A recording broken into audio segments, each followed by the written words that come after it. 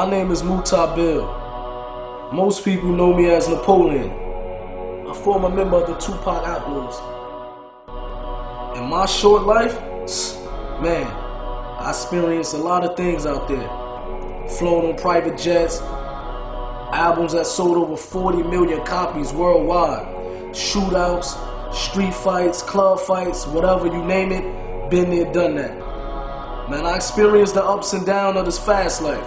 So I want to share with you my story. This Napoleon, life of an outlaw.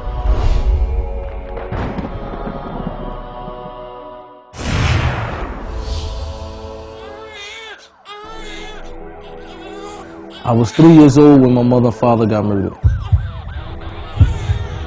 After the murder of my parents, me and my brothers, we was in the house with the dead bodies for 24 hours. And I remember as a kid that I was biting my mother, trying to wake her up.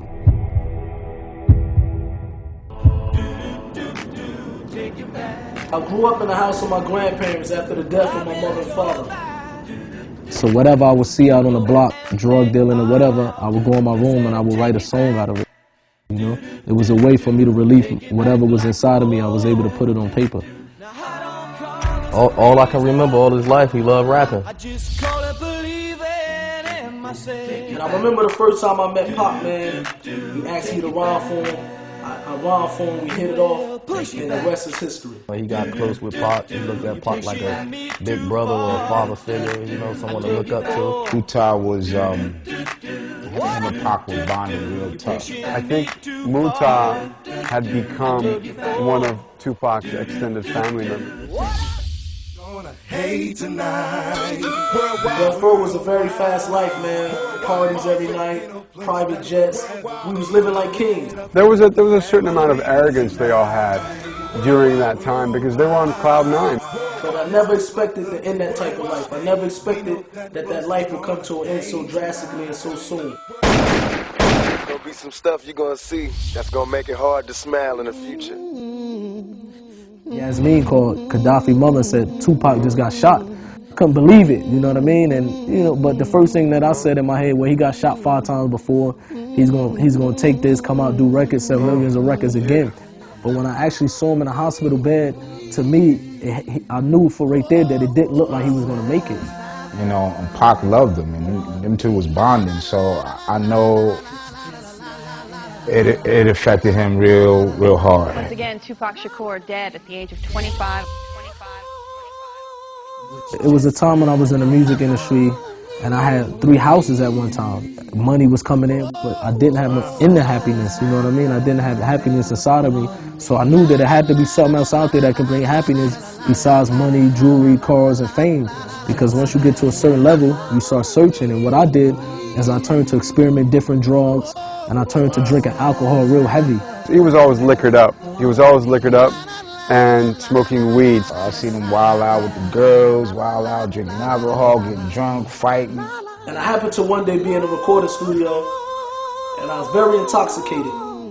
And I got into a fight with my little brother, and it got to the point where I almost probably killed my little brother. Hurt him so much that he had to go to the hospital to get staples in his head. And it happened to be a Muslim brother who was in the parking lot, and he broke the fight up. He calmed me down. He came and spoke to me. I said, imagine tomorrow waking up sober and realizing that you killed your brother. How would you feel about that? They always asked me to come to the masjid, and for a while I was ignoring them. And when I first went up there, I remember I went up there deep, about 20 or 30 boys with me. And I went there expecting that it's just going to be like how I roll everywhere else with a posse of crew and we just going to hang out. But when I went there, that's when I seen something different that basically inclined me to want to know more about what these people was upon. That's what changed my life ever since then.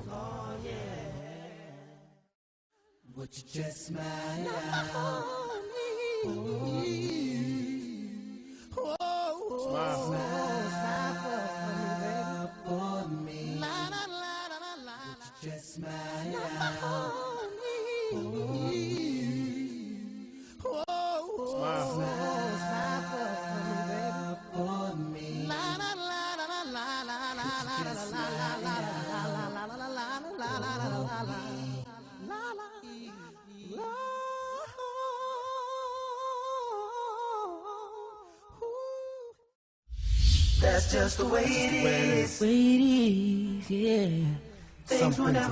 He got an awakening. Islam has given Mutar a purpose. Overall, man, my brother, he's a different person now, man. I think Napoleon has changed in a way where it's beneficial to the children, beneficial to himself, to his family, and to his friends.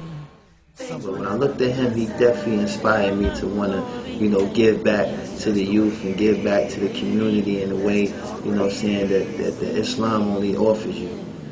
He had a lot of potential, but he also had a lot of anger and unresolved issues that I think Islam probably gave him solace and peace. Mutar is a good brother, and personally, I'm striving to be more like him.